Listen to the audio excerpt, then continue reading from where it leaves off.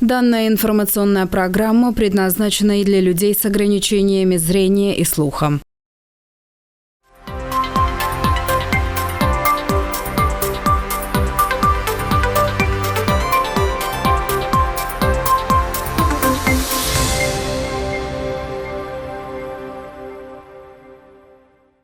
Здравствуйте! В эфире новости на канале АТВ, в студии Елена Янак. Основные новости на сегодня.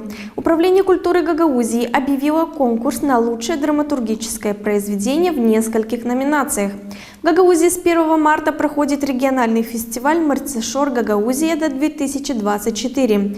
Все новорожденные будут проходить обязательное обследование слуха. 2 марта исполняется 32 года с начала вооруженного конфликта по защите целостности и независимости Республики Молдова.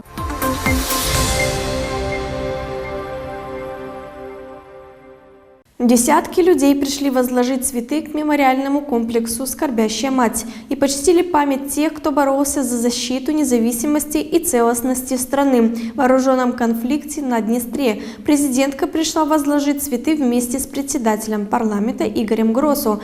Она отметила, что в Республике Молдова каждое начало весны омрачено болезненной памятью о страшном вооруженном конфликте, унесшем сотни жителей и сломавшем тысячу других судеб.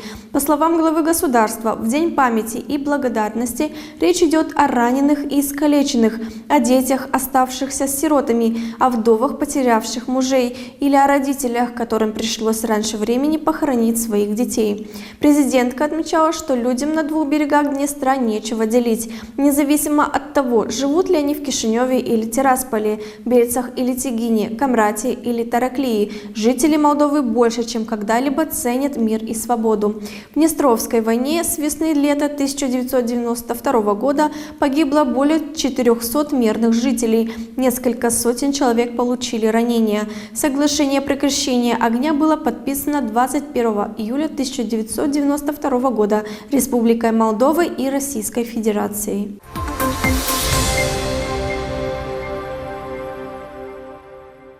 Управление культуры Гагаузии объявило конкурс на лучшее драматургическое произведение в нескольких номинациях.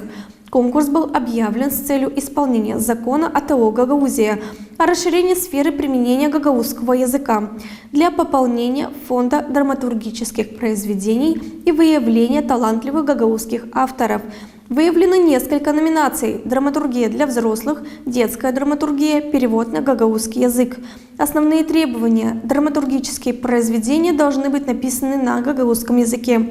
Произведение должно быть оригинальным, не инсценированным ранее. Срок приема конкурсных работ до 1 мая. Гонорар за различные номинации составляет от 4 до 30 тысяч леев.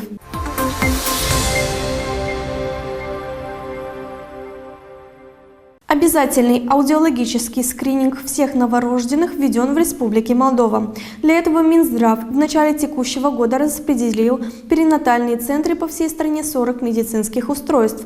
Данные были обнародованы в рамках Всемирного дня слуха, передает Молпресс. По данным Минздрава, оборудование стоимостью около 4 миллионов леев было передано в дар ЮНИСЕФ при финансовой поддержке правительства Японии. Аудиологический скрининг новорожденных – первый и важнейший этап раннего выявления глухоты у детей. Этот скрининг не восстанавливает слух и не может повлиять на количество детей, рожденных с глухотой, но позволяет их раннее выявление, наблюдение и последующую реабилитацию, что уменьшит последствия глухоты в их развитии.